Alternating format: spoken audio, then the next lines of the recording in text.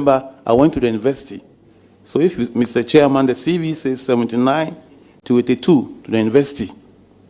Yeah, so it means that your earlier answer that you taught up to December. I don't remember. Did I say that? Yes. Oh, then I'm sorry. That's why I came back. Then I'm sorry. Yes, that's why I came back for you to reconcile. No. Okay, very well. So, my Lord, you also said, you stated on your CV, you said you went to training college after your O-level. Now,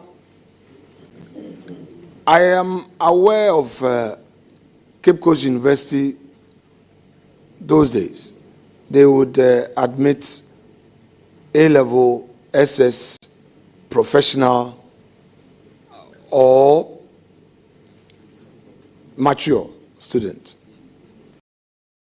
Did you enter the university mature student or with a combination of your post-secondary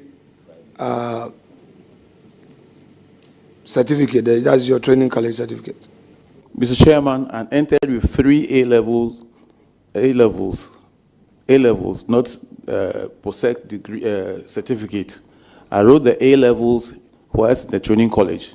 We have adult education courses there, and I had 3 papers before entering the university.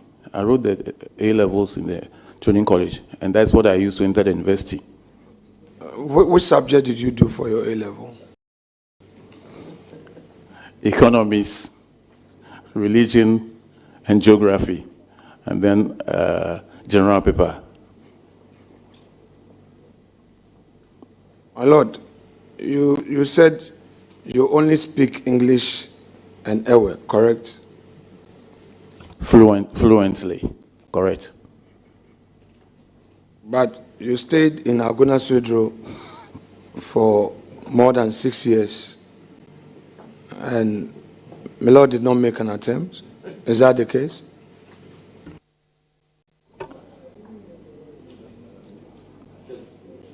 At least I can speak some little, like yours, Abazi. I can say that one. My Lord, but Aguna, they speak Aguna. Aguna Sudro, they speak about. Yes. Well, I wrote English and Ewe because those ones I can speak fluently. So, but the tree, oh yeah, they are kakra.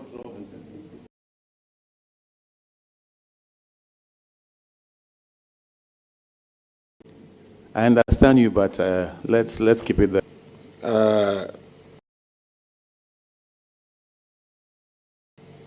On Article 126, let's go there.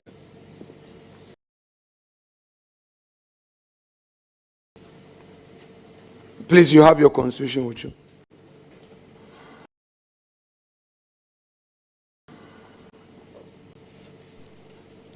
My Lord, you there? Very well. In your earlier submissions, you indicated that Superior Court justices retire on their salary.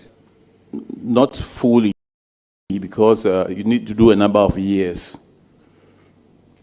Okay, so if you say you need to do a number of years, let's bring clarity to it.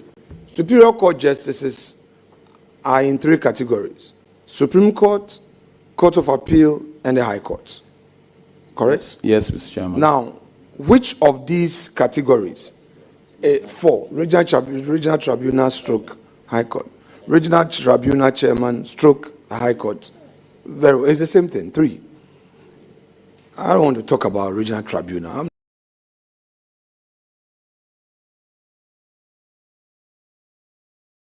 I'm interested in the populist revolution thing. I'm not interested in tribunal where you use your aura, abuse people's rights. I'm not interested. I'm dealing with that. Members, order. Chairman, the reference is to Article 126. Very well, let's proceed. The judiciary shall consist of the Superior Court of Chairman, I'm able to read. Comprising the Supreme Court, the Court of Appeal, the High Court, and Regional Tribunal. So, you cannot say you are not interested in the Regional Tribunal when you are making reference to Article 126.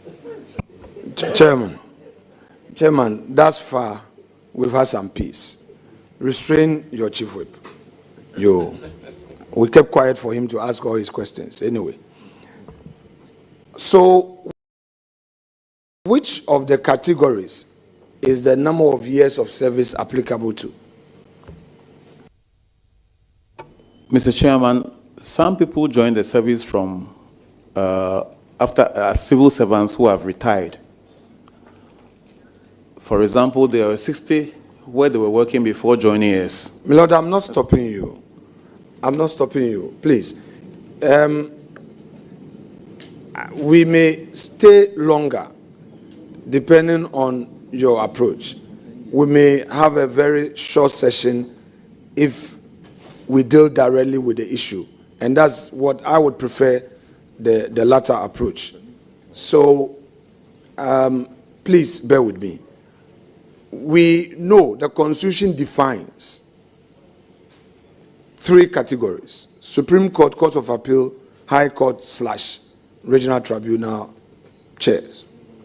And in your answer, you qualified the earlier position you are taking, that Superior Court justices retire on their salaries. You qualified it by saying that, yes, but it depends on the number of years of service. I want to know from you, of the 3, High Court, Supreme Court, Court of Appeal, which of them is this number of years applicable to enable them retire on their salaries? Mr. Chairman. Or is applicable to all? It's applicable to all. Oh, I see. So, for instance, if a person is nominated to Supreme Court and he serves only 4 years and retires, is it the case that he would not qualify to retire on his salary? Is that the case? Mr. Chairman, it depends on the number of years you've done the civil and the public service before joining. So let's be specific. The person, if you okay. The person came from the bar. He's a private practitioner who was nominated, a professor at a private practitioner from the private sector, a businessman, someone who has worked with corporate Ghana and not in public service or civil service.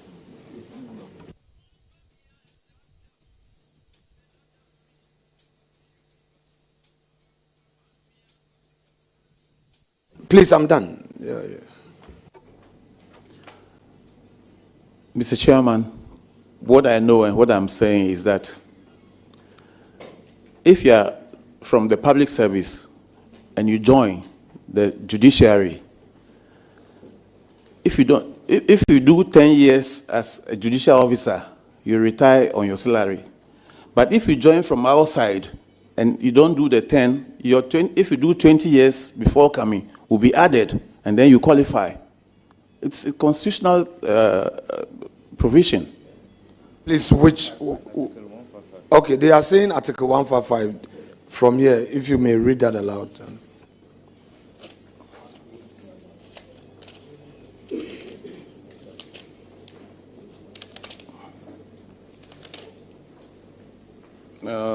Mr. Chairman,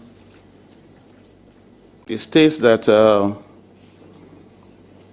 notwithstanding the provision of this chapter, a justice of the Superior Court of Judicature who has attained the age of 60 years or above shall, on retiring, in addition to any gratuity payable to him, be paid a pension equal to the salary payable for the time being to a justice of the Superior Court from which he retired, where A, he has served for 10 continuous years or more as a justice of the Superior Court of Judicature, or he has served for 20 years or more in the public service.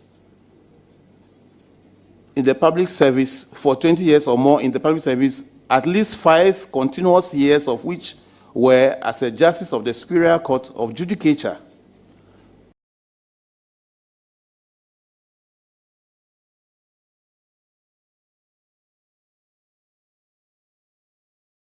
and upon retirement under the clause, he shall not hold any. Honorable nominee,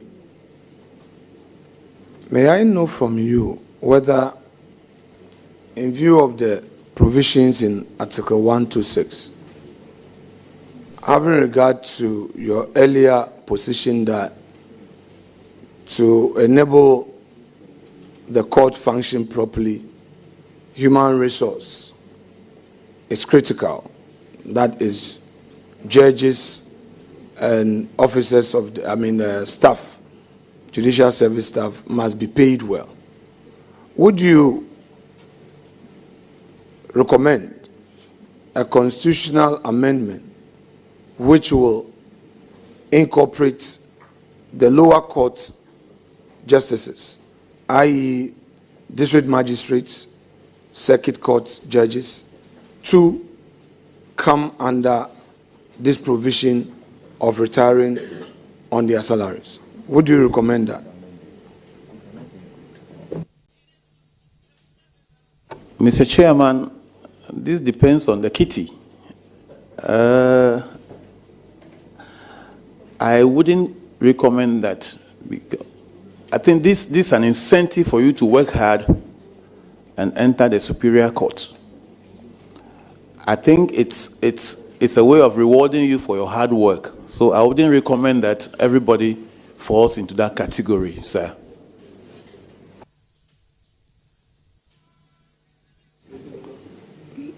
Now, Superior Court justices come under Article 71 office holders, correct? Yes, Mr. Chairman. So,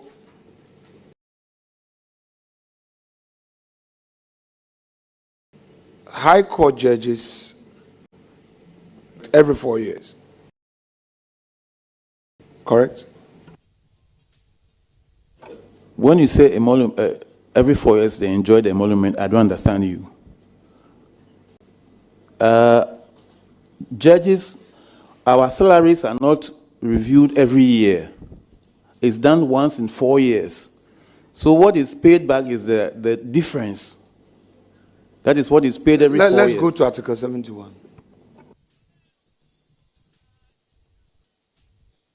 Lord, let's go to Article 71.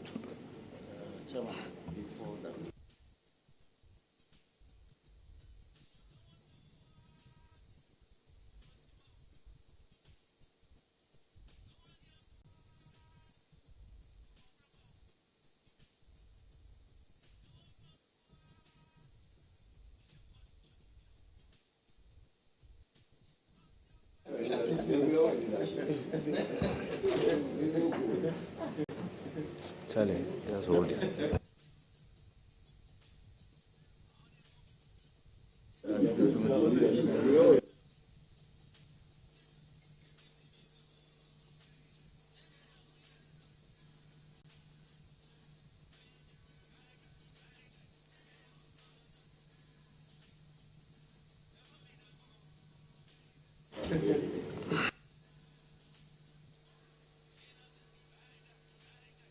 Yeah, my Lord, if you may read 71 for us.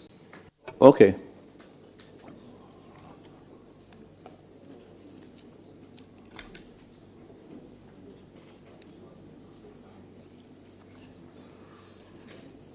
All of 71. Rightly Right. so. The determination of certain emoluments, 71. The salaries and allowances payable and the facilities and privileges available to A, Speaker and Deputy Speakers and members of Parliament, B, the Chief Justice and the other Justices of the Superior Court of Judicature, 3, C, the Auditor General, the Chairman of the and Deputy Commissioner of the EC, the Commissioner for Human Rights and Administrative Justice and his deputies, and the District Assembly's Common Fund Administrator, D, the Chairman, Vice Chairman, and other members of D1, National Council for Higher Education, so described. 2, the Public Service Commission. 3, National Media Commission. 4, Lands Commission. 5, National Commission for Civic Education, being expenditure charged on the Consolidated Fund shall be determined by the President on the recommendations of a committee of not more than 5 persons appointed by the President, acting in accordance with the advice of the Council of State. 2, the salaries and allowances payable and the facilities available to the President, the Vice President, the Chairman, and other members of the Council of State, Ministers of State, Deputy Ministers, being expenditure charged on the Consolidated Fund, shall be determined by Parliament on the recommendations of the committee referred to in Clause 1 of this article. For the purposes of this article, and except as otherwise provided in this Constitution, salaries includes allowances, facilities, and privileges, and retiring benefits or awards. Thank you. So, back to your earlier position, you said that every 4 years, when this committee meets and makes recommendation, because your salaries are not done yearly, they make recommendations and you are paid salary arrears, correct? Yes, Mr. Chairman. Which is known on the streets as emolument. Yes, Mr. Chairman. So, you disagree with any suggestion to the effect that Article 71 is only there to benefit the political class from the reading you have just made? From what you have just Mr. read. Chairman, what the Constitution says is what it is, not the interpretation people put on it. This is not, it doesn't mention a political class here. It mentioned the categories of people who should enjoy this Article 71 emoluments. Yes, so I'm saying that from what you have just read, those to benefit from Article 71 is not limited to the elected political class. That's the point I want to make from what you've just read. Yes, I think you are right. Correct. Now,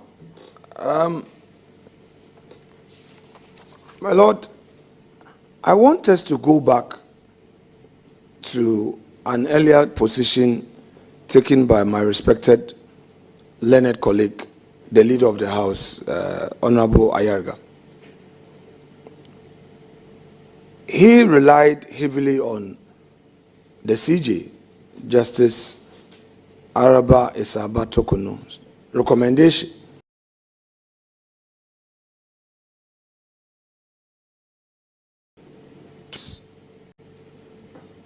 at the Supreme Court. And you seem to have agreed with him, correct?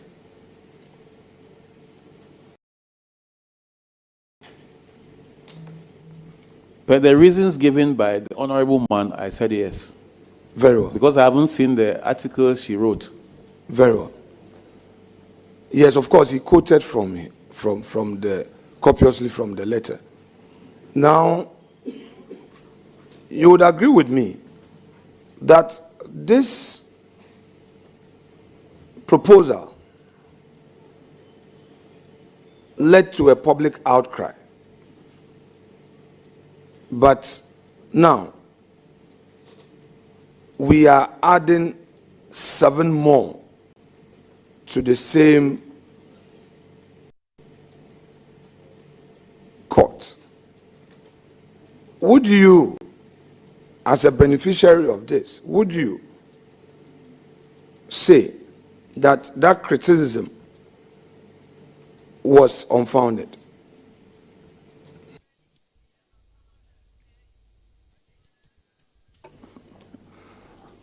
Mr. Chairman,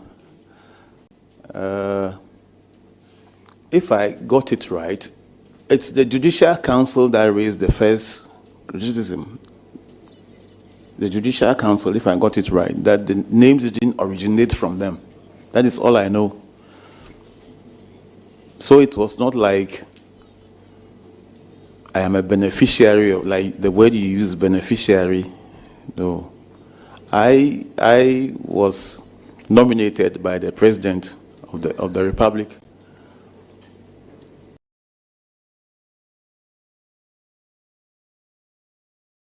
to become a Supreme Court judge. I don't know whether it's based on an article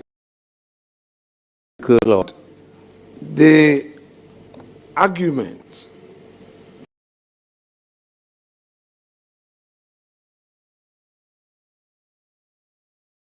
was to the effect that the court, a colleague of yours,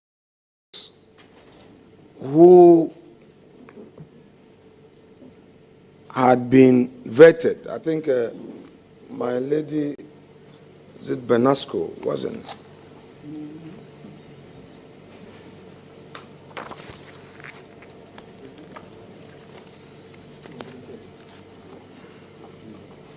Yes, I have here. Your colleague, Justice Sophia Rosetta Oduokua Benasco Esa, who had been nominated, vetted, and a report submitted to the plenary. As a result of this rather loud disagreement, Parliament could not even take the report. And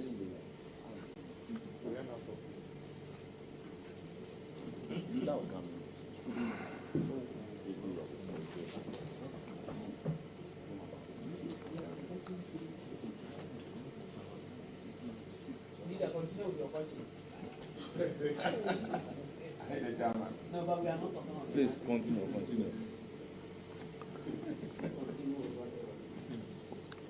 the loud disagreement, including threats on the floor, the laying of the report would generate chaos, eventually prevented the laying of the report.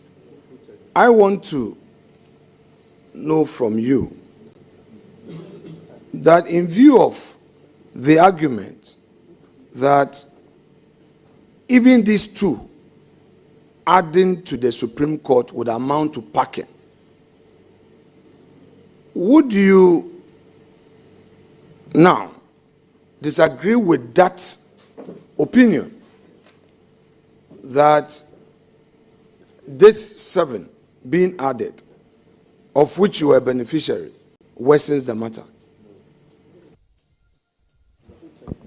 Well, before allowing the chairman of the committee to answer the question, I would ask that the issue of a threat to the laying of the report be expunged from the question. Please proceed to give an answer.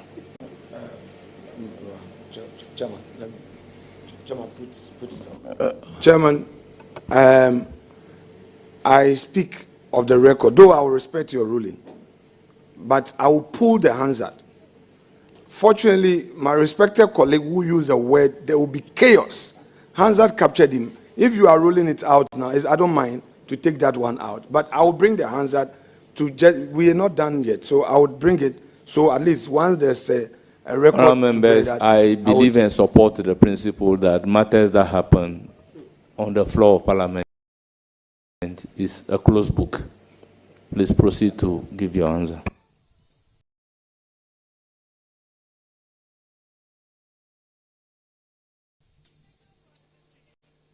Thank you, Mr. Chairman. I have just been nominated to the Supreme Court. I don't know anything as to whether I benefited from anything or... I don't know, Mr. Chairman. I can't exactly tell what happened on the floor of Parliament. I don't know. That is what I can say, Mr. Chairman. My Honorable nominee, did you become aware of the general apprehension in the public space regarding the two nominees as same amounting to the packing of the Supreme Court? Did you become aware of the general apprehension in the public domain at the time? No, Mr. Chairman. Okay, fine. Would you disagree with any suggestion to the effect that these 7 nominations from the president at a go amount to the packing of the Supreme Court? Would you disagree with that suggestion? I think you answered this question, said no. So why is I the don't question have- being yes. repeated?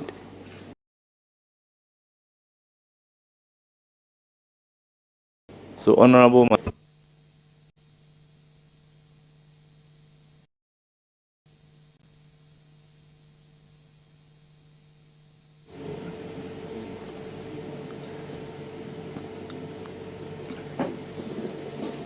Honorable nominee, the Supreme Court of Ghana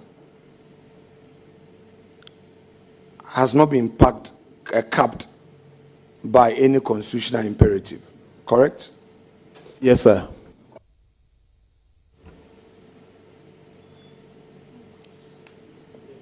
There's no cap. You would therefore agree that circumstances may result in having a certain number on the bench, correct? Yes, sir. So, in view of that, you would disagree to any suggestion that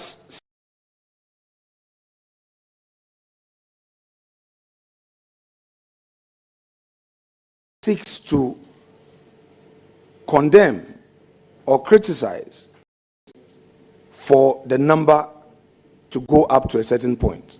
You would disagree? Mr. Chairman, it depends on the justification. It depends on the exigency and the justification accorded to the nominations. Thank you.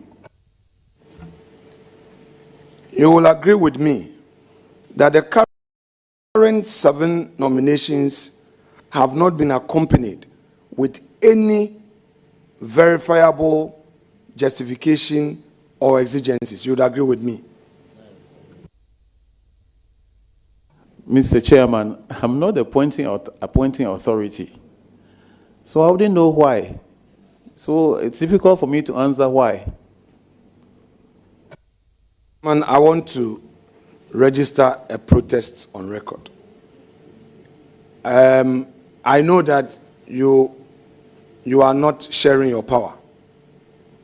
I would plead through you to my respected colleague seated immediately to your right. The interjections, though not on record, those interjections are becoming too loud and too many. And we've started well. The man seated there, I've appeared before him, and he knows me very well, and I know him very well. We are discharging a constitutional duty. If it were to be on personal level, I say, my Lord Jamefe, please, I've passed you. We are doing a constitutional exercise, and we have political views on certain matters. You've had your turn. This thing that we do, then it get out of hand. The public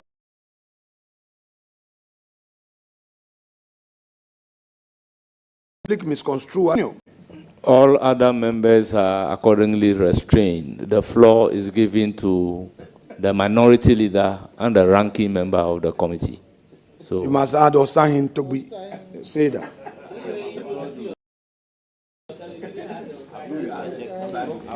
No, this attempt to run me under the bus, I won't accept it. Were you not interjecting me? Were you not?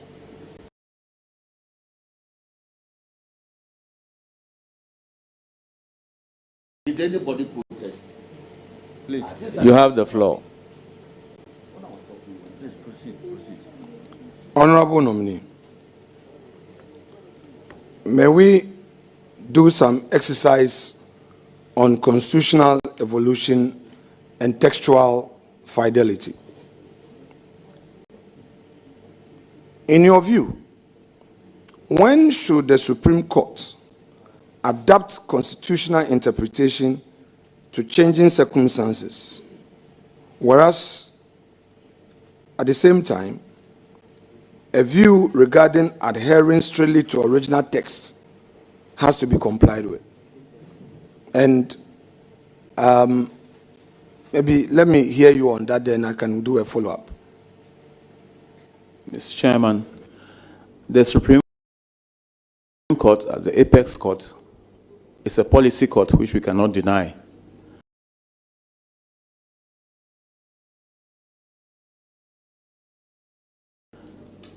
That is why they are not their decisions based on the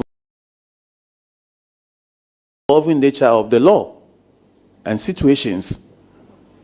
So the Supreme Court saying that something has to be done are at liberty to depart from their previous decisions. That's why they are not bound, Mr. Chairman.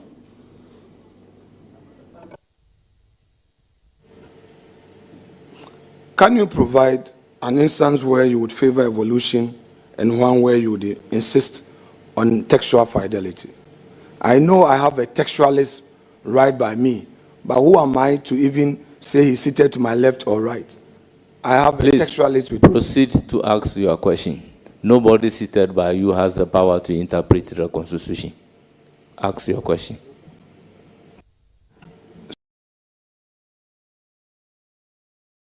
So may you provide an instance where you would insist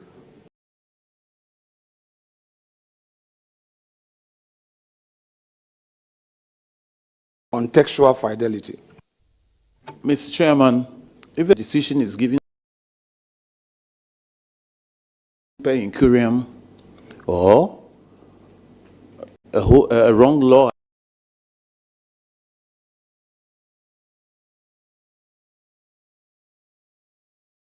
has been applied or from it, Mr. Chairman.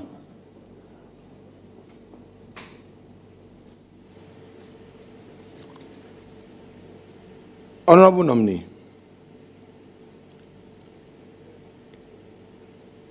let's talk about judicial ethics and independence. Would you be able to give us 3 specific measures you would implement or you suggest to be implemented to maintain judicial ethics whilst preserving independence?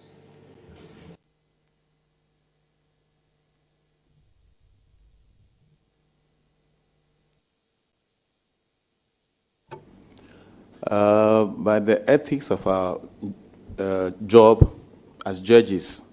1, you go strictly by what is before you, that is the evidence before you, and the facts. If I got the question right, you base your decisions on the evidence and the facts before you. You are not to depart from this. And then if it's I don't know whether it's the social aspect you are asking, your comportment, your rapport with lawyers who appear before you, it's there. You must know how you relate to parties who appear before you, the language you use in court, comportment, as I said earlier,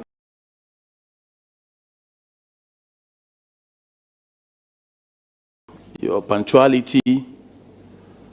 You must just give out your money. Don't care whether it's coming from A or B. These are some of the ethics we go by. And then you must know where you go and where you don't go, where you are seen and where you are not seen. Thank you.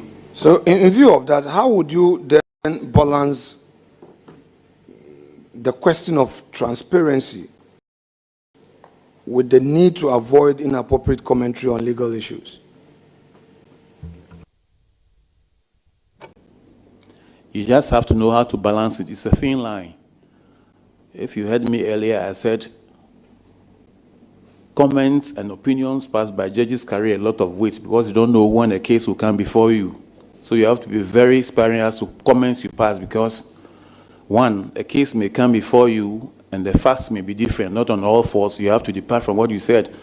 Even some people can even petition your recusal from the case because of a comment you once passed. So you have to be very careful as to the comments you pass as a judge, because it carries weight.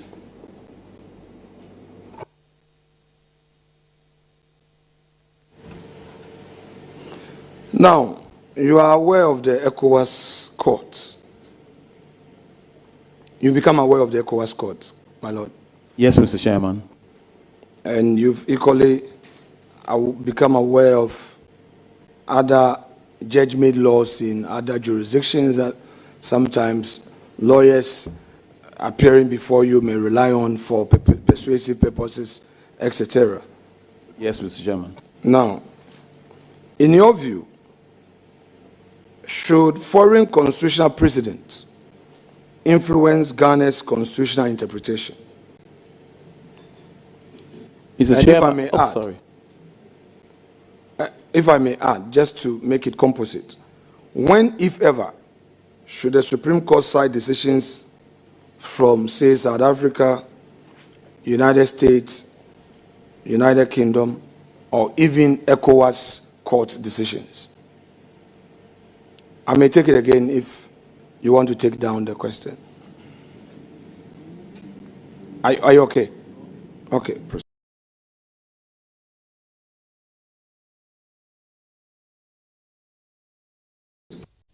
Mr. Chairman, any decision from outside nation, we belong to a community of nations, sorry, we are not an island. You can learn best practices from other areas and import into the law, but that should not override your own laws, because whatever comes from outside is persuasive. Mr. Chairman.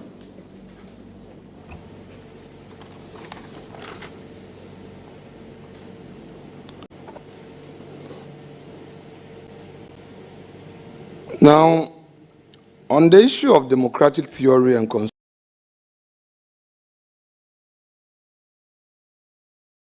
constitutional purpose, I want to know from you, term limits serve primarily to prevent individual power concentration or to ensure democratic competition, in your view?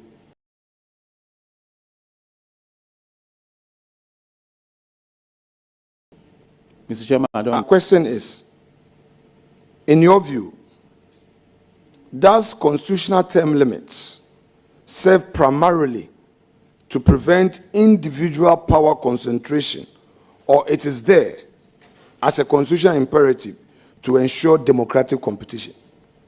Can you give me some examples, please? Yes. The example is that, for instance, in Ghana, there is a constitutional term limit that, okay, for the presidency, your term, 4 years, you can go again. And you earlier answered it when you said somebody was trying to, that my colleague John Daku was suggesting to you that, does that mean consecutive terms? And you said, the Constitution says 2 terms and that's it. Of course, we've had Professor Kwesi Prempeh, the chair of the Constitutional Review Committee, being very clear that 2 terms means 2 terms. Now, with that background in mind, what I'm asking you to primarily prevent individual power concentration, or is there to ensure democratic competition? What the Constitution says is the law. Whatever you say beyond the Constitution is not.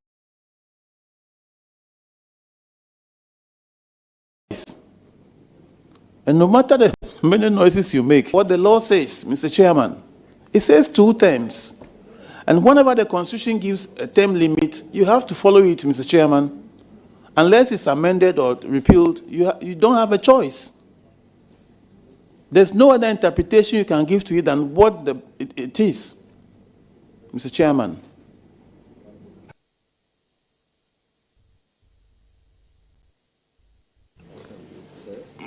My Lord, you have earlier expressed a view on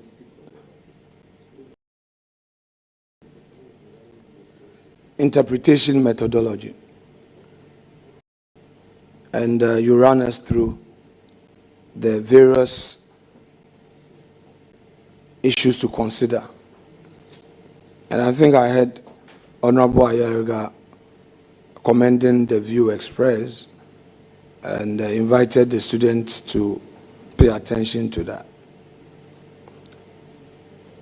Having given that view, and I would want to ask you this. Ghana, which sometimes can have politically sensitive cases, should the Supreme Court err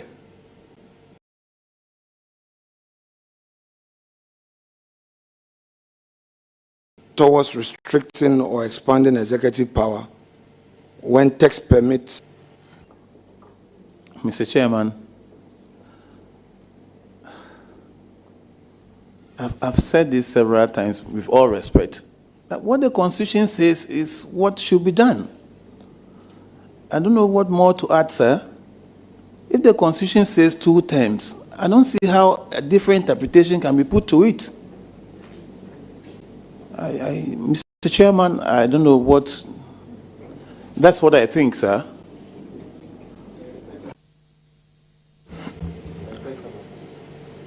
My Lord, your colleagues who came before you, especially during Kufuor's era, had cause to give a certain interpretation to the Constitution. And just for our purpose, I remember that in looking at the law, they suggested, they made a strong point in their judgment to the fact that once the president is out of the jurisdiction, there must be someone in the jurisdiction to act, and the person must take the judicial oath. Now, it's been long. This ruling or judgment has been in our books for so long a time. It's like what we previously, as lawyers, were adhering to, that when an injunction application is filed, though it has not been determined, once you've been served, you must not do anything to disturb it. And we're going on with this for a long time, till recently in the Kowasifwa 3-2 decision, my Lord Kulendi, writing the majority opinion, said no, there must be express order from the courts. That is now the new law without any ambiguity, and says that constitutional bodies must be allowed to do their work and all. The nation has heard you, the court, on this, and we would abide. Now, having given you this sufficient background,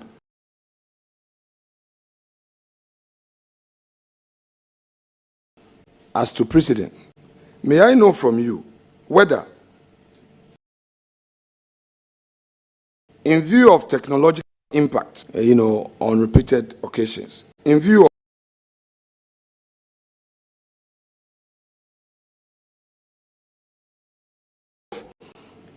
technological impact, having regard to when acting in the absence of the president and the vice president. Mr. Chairman, if the law says he needs to take an oath, he has to take it. If it doesn't say so, then he doesn't take it. Thank you. But does the law say so? The Constitution says so, that he must take an oath when acting as president. Take the presidential oath. Does the Constitution say so? Yes. Lord may guide us with the particular exact provision, please. If you see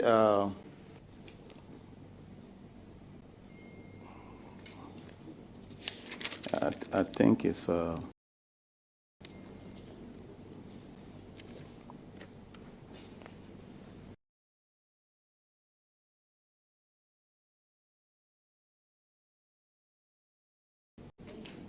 article.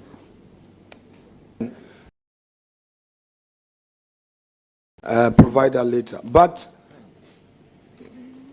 you can furnish us with that later. But my Lord, my question directly related to this is that in an era of instant global communication, does this distinction remain constitutionally necessary? And should, quote, absence from the Republic, unquote, be redefined in your view? Mr. Chairman, with technology now, absence, it has a different meaning now, because a case came before me as to the meaning of working from home.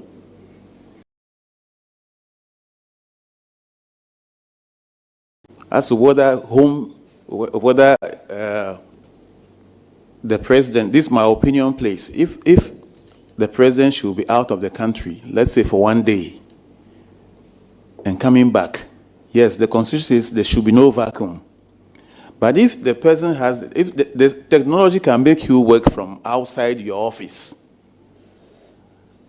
but well, the law says if you are out of the jurisdiction, fine. But if you are in contact with those who you work with, I don't really think, and the period is that short, maybe 1 day, I don't think there should be this ceremony when you are coming back the following day for somebody to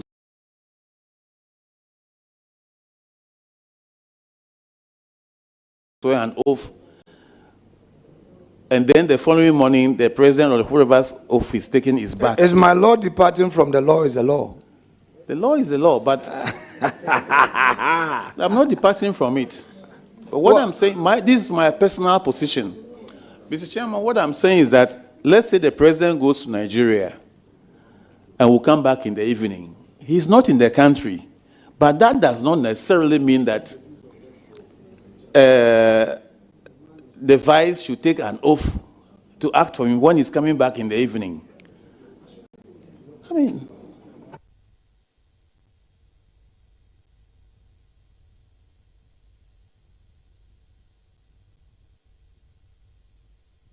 so, my Lord,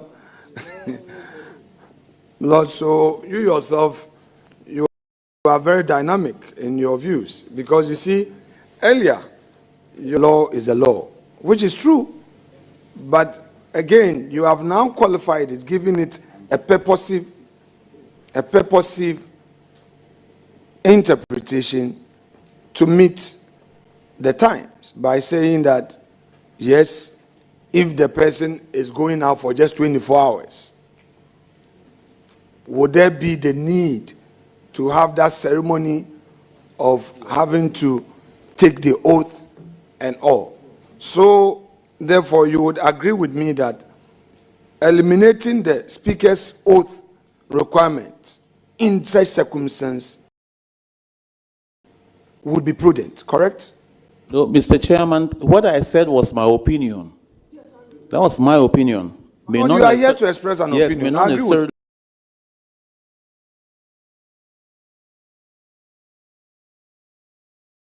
necessarily be the law. If the law insists that... My Lord, is your opinion. My Lord, we would reserve that debate for another word. But all right, thank you. I will come back to you. Let the chairman intervene, and we'll go back to it. Honourable members will listen to my Lord very well. He indicated that the law is a law.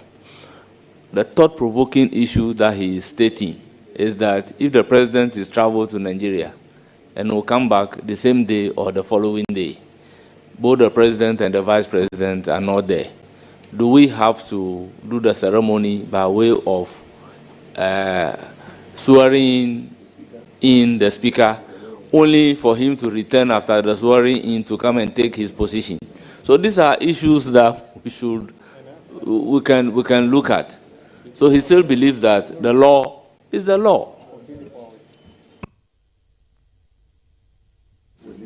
So, well, Lord, I think the jury is out there to have their own bite, so I will not belabor. Now, there is clarity to me on the issue of, in the absence of the president, the vice president acts. There is also clarity to me on the issue of, in the absence of the vice president, the speaker acts. But what is not clear to me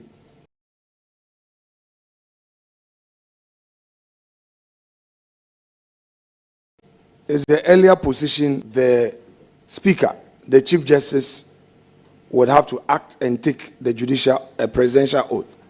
Now, my lord, is this position you took earlier in response to a colleague's question emanating from the Constitution expressly, that in the absence of the speaker, the chief justice takes the oath of office as acting president? Is there such express constitutional provision, or you are just you stating so as a matter of course that there should be no power vacuum? Because obviously, like it happened recently, it may happen again, where the president was out, my Excellency, Madam Vice President was on sick leave, and then Mr. Speaker was also out on official assignment, and for 48 hours, there was no head of state, technically, in the jurisdiction. Mr. Chairman, I was answering a question asked by an honorable member as to the hierarchy. If the law says that for somebody to act as the president of the country, he must take an oath, that person has to take the oath. My lord, take it easy. No, I'm fine. No, I'm no, fine. you step by step. I'm fine. Let's, I mean, it's a good exercise that we have to embark on. If there is a lacuna in the Constitution, we must recognize it as a nation. And I believe the Constitutional Review Committee is following proceedings here. Now, my first question, and I will take it step by step. Is there an express constitutional provision that require the Chief Justice to take the presidential oath in the absence of the President, the Vice President, and the Speaker of Parliament? Is there an express constitutional provision? Mr. Chairman, on top of my mind, I can't give any now. But if I'm given the chance, maybe I'll go through and see whether the Oaths Act, or I don't know, says so, or I don't know. So let's do a little exercise. Granted, there is no. So let's do a little exercise. Granted, there is no such express provision. In your view, as a judge, and my lord, it is your opinion that will add up to other views once you get to the bench. That court is a constitutional court. And if I may require, after losing the case, one of the panel members passed a comment that here we take policy decisions and look at the broader, affairs of the state. Just to assure me that don't be too heartbroken that you've lost this case. And it was a very sensitive matter that had to do with some freezing and of account, and the state utilizing some exhibit account. And later I appreciated the position of the court that if all those monies that had been used by the state as exhibit account were to be said that go for your money, it would have been something else. So that is the background to the point I'm making. Now let's come back to the issue.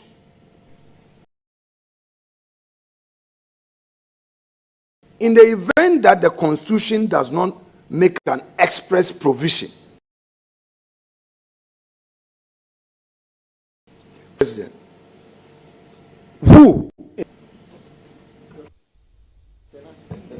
You Honourable mean members, if the vice is not in? Let me take it back. Yes. The president is not in the country. So traveled. Who is the next to take? Mr. Chairman, Is there an express provision?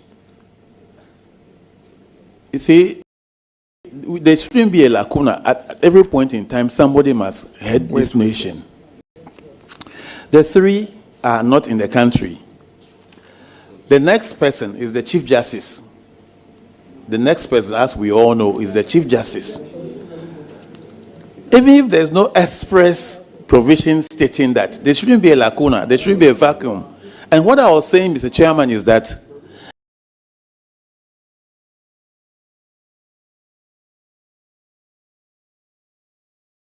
if the president is just away, or those who are just away, or one of the three are I don't know.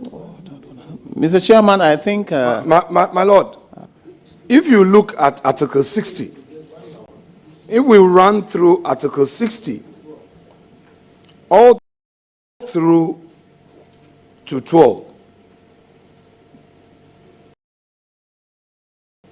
my Lord,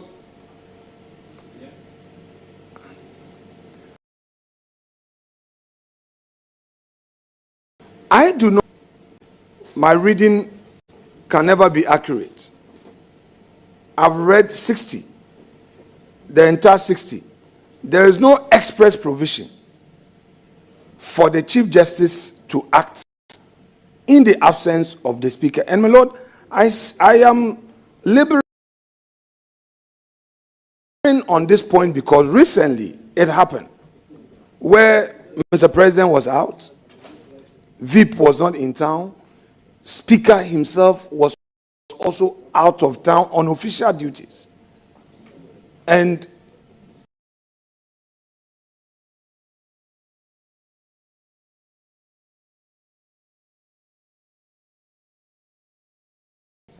so what is your view? I hope there's clarity now. Thank you very much. It's clear. I think I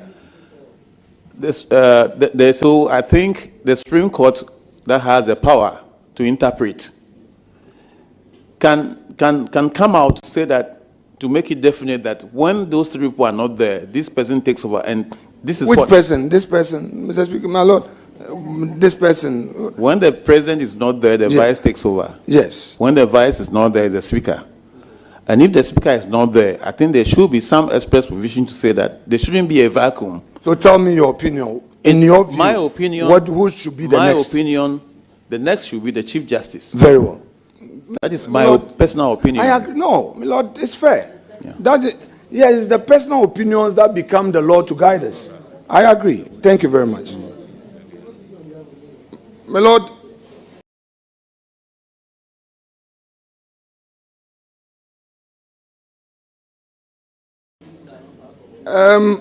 I want us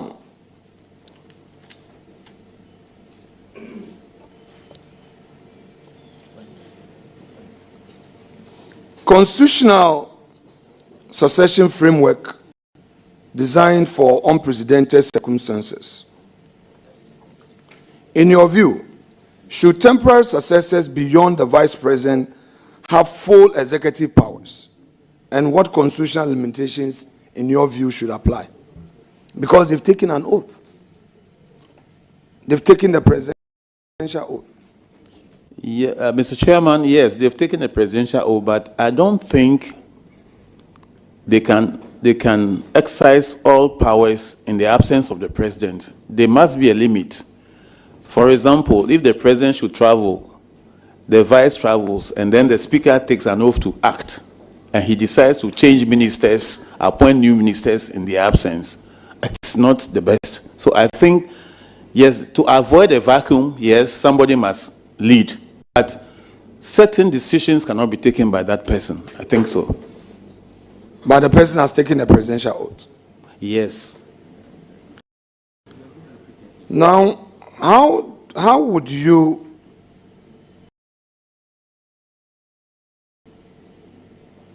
balance governmental continuity with democratic accountability in extended succession scenarios.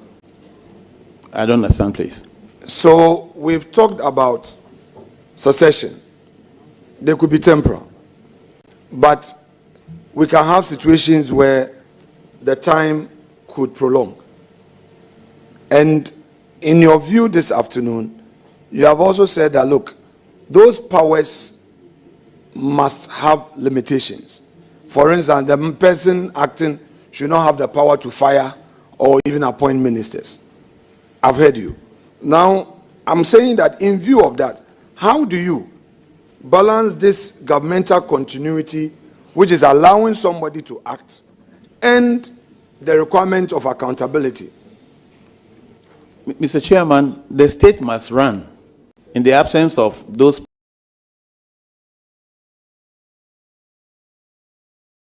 people, as we said earlier.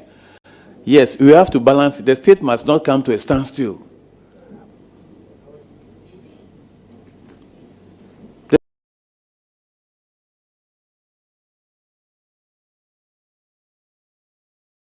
state must run.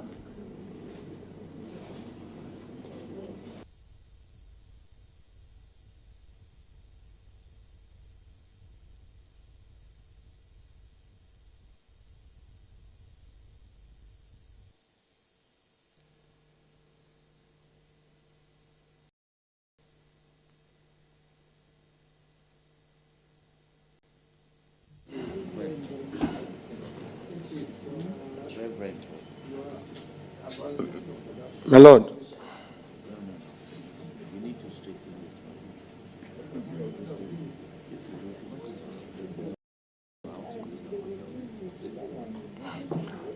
In your view, what are the specific constitutional amendments you recommend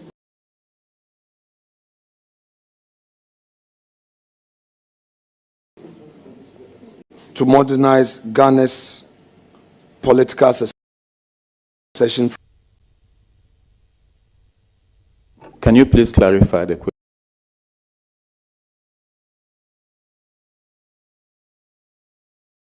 for me? Well, I'm read the temporal succession, who is taking over and all that, in the absence of this, that, and you've already expressed some broader views. Okay, so I now would want to hear your views regarding some recommendations, because you've talked about some limitations. I just need you, in view of that, to make certain proposed recommendations by way of constitutional review. Because you agree with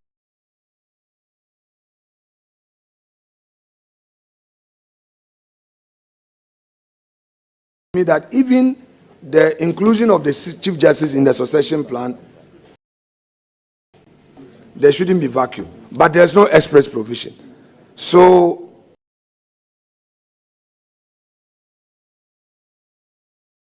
share with us what this whole process, because it's very critical in view of the experience we've just had. Mr. Chairman, I think this is for Parliament to do. You have to pass laws as to what should be done in those circumstances. I beg, sir.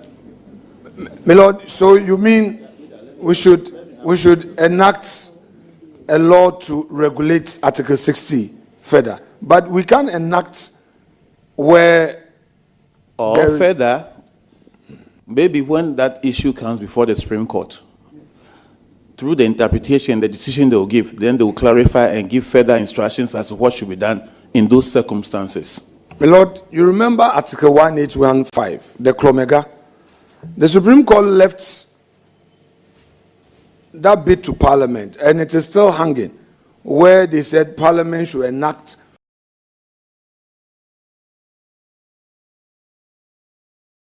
to regulate 1815.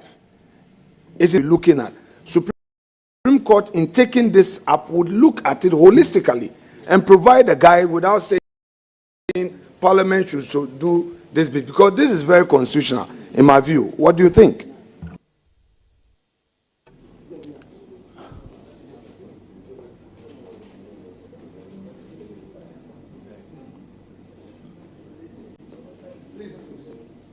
The duty of the Supreme Court, when it comes to interpretation, is the Supreme Court. So these are very good points you are raising. I think the Supreme Court, when the matter comes before them, will have to sort it out and give the various guidelines as to what should be done in the circumstances, Mr. Chairman. I think it's a gray area. So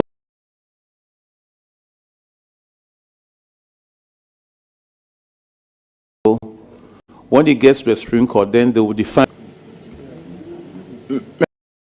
Lord, the records have it that you've been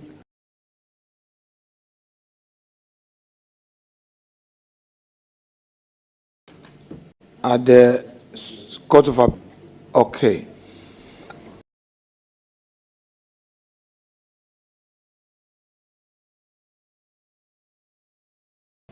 And you presided over that. Mr. Chairman, you know that commission's name. Jamaica Commission, the commission.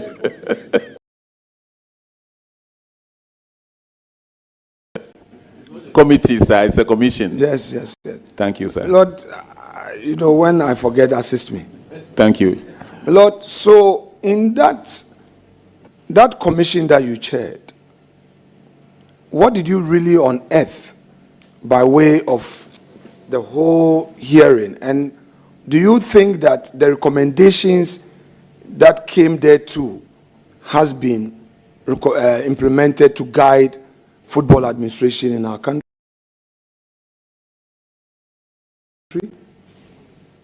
Mr. Chairman, somewhere we said, one, players should not be paid cash.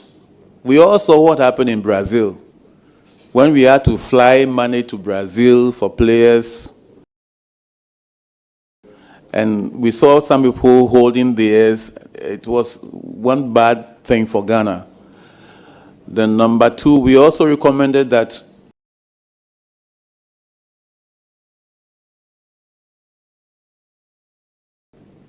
the state should not sponsor support, because we were thinking that instead of flying people from Ghana and booking hotels and feeding them, why don't we buy tickets for Ghanaians who are in that country? Then again, we also recommended that every time the Blaster plays, at least 3 local players should be in the team for continuity. 3 local players. And you all saw the House of Oak goalkeeper, the local player who did very well in the post, conceding no goals. These are some of the recommendations we made.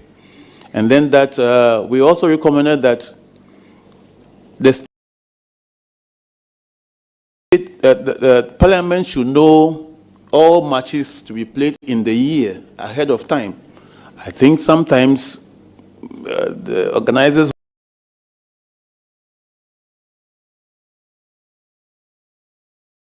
wait when it's a week or 2 days to the match, then they bring the. If FIFA fix a match, you can never change it. You are forced to find money. So we recommended that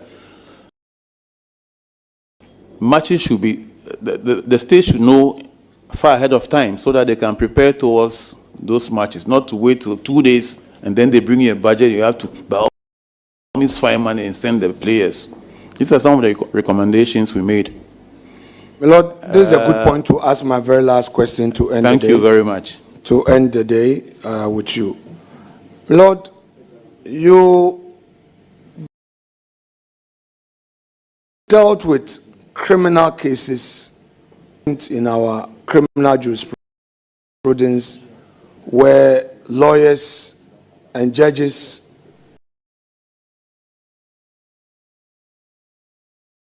came to a certain conclusion that there was this non-bailable, a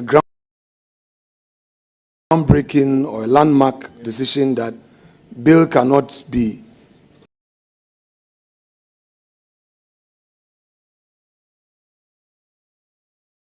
used as punishment. Bail. What I want us to do to conclude the day is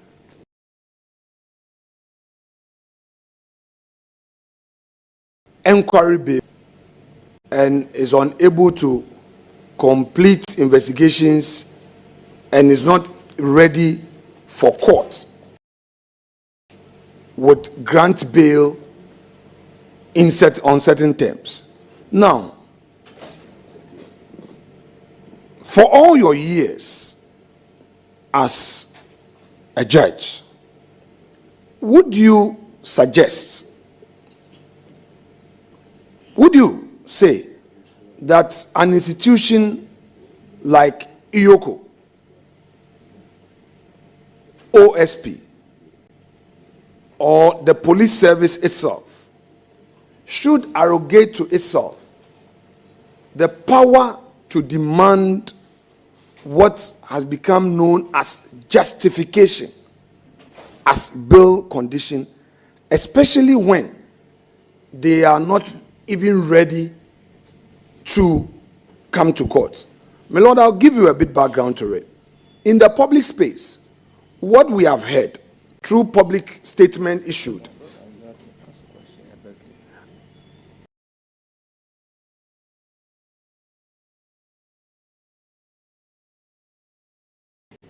Chair, I just want to give my Lord in our country so that he can appreciate it. My Lord. But my brother, you know the rules, that when you are given the opportunity to ask questions, our rules does not allow you to address.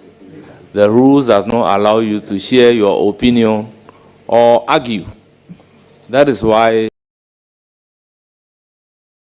I am just reminding you of our rules that I'm guided. So, Honorable Nominee,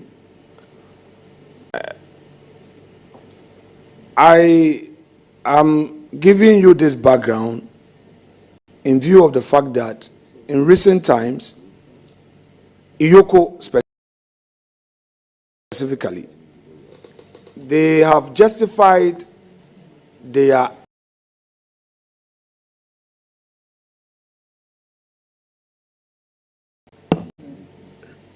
action with valuation report as the basis for their bail condition because of the amount they are investigating. Because of the amount they are investigating. As a judge, don't you think that these considerations are matters for the court to determine? And that to the extent that the investigative body, like IOCO,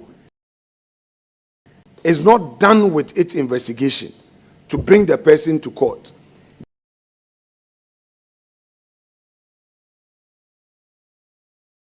demanding landed property as a condition amount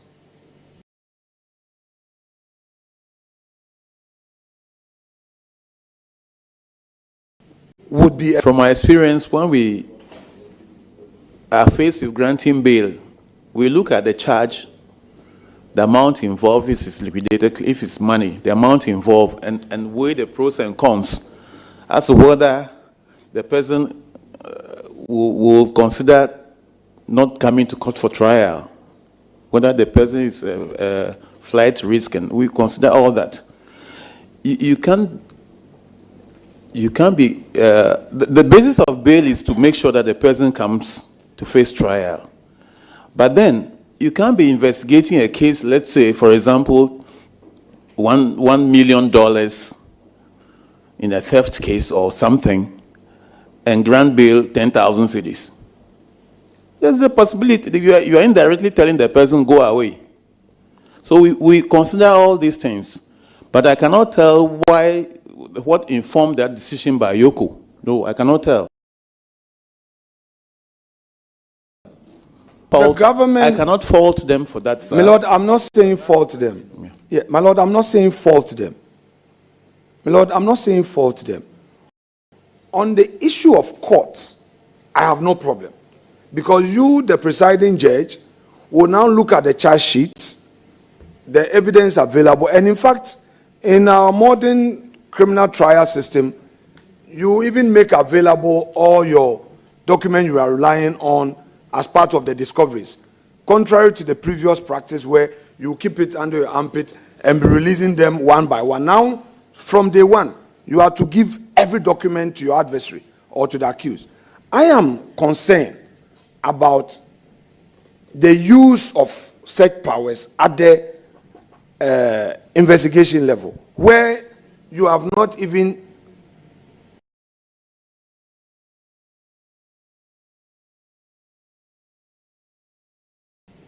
concluded, but you know that the amount you are investigating is X. A view on for us, not to blame Yoko. That's not what I'm asking you to do. We are expressing a view to enrich democracy. Mr. Chairman, at the investigative level, they are not saying you are guilty or not guilty. Granting bail and putting a figure on it is just to make sure you are available. And Mr. Chairman, don't forget that when you get to court, there's the possibility of the court varying even your bail bond, lower or even higher. So it's just a means of making sure that you attend, so you report yourself for the investigation. That's all. That's all about it, sir. Yeah, thank you very much, my lord. We have come to an end of the vetting. Permit me to recognize our revered justices of the Supreme Court seated behind you. Then I will come to the family members. First on the list is His Lordship Justice Paul Bafoboni, Acting Chief Justice. You are welcome. His Lordship Justice Isifu Imoro Tanko Amadu, Justice of the Supreme Court. His Lordship Justice Henry Anthony Kofi, Justice of the Supreme Court and President of Association of Magistrates and Judges of Ghana.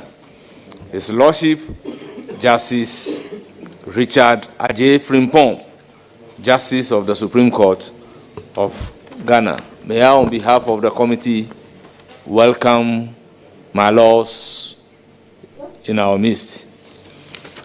I then proceed to acknowledge the presence of Mrs. Antoinette Jamape, the wife of the nominee, Mr. William Krakani, Dr. Kofi Dako Anoche, Dogby Honuape, Chief Honupe, Chief of Lume, Dogby Haji Sulfada Lume, Dogby Apana Jamape Lume, Dogby Lomachi Lume, Mr. Mauli Jamape, Mr. Dan Jide, Dr. Mauli Ajore Adjoe, Director General Vet Ghana. We also have Tetefio, Mr. Benji Halm, Chairman, Premier Keep Fit Club, Tema. Mr. Do, Patron, Premier Keep Fit Club, Tema. Mr. Ken Thompson, former MD, Dalex Finance. Mr. Eyome Aka, Mrs. Mawena Aka, Mr. Bonnie Lawepo, former headmaster Medas Tema, and Mr. Danny Moore. You are all welcome. Honorable nominee, we thank you very much for attending upon the committee and providing answers to numerous questions posed to you. You are hereby discharged. You will surely hear from the committee. Thank you very much for coming. Thank you, Mr. Chairman and honorable members. Honorable members and our guests, It's time for lunch. You are invited to join us, take lunch together. We are resuming exactly at 3 o'clock to take the next nominee. Thank you very much.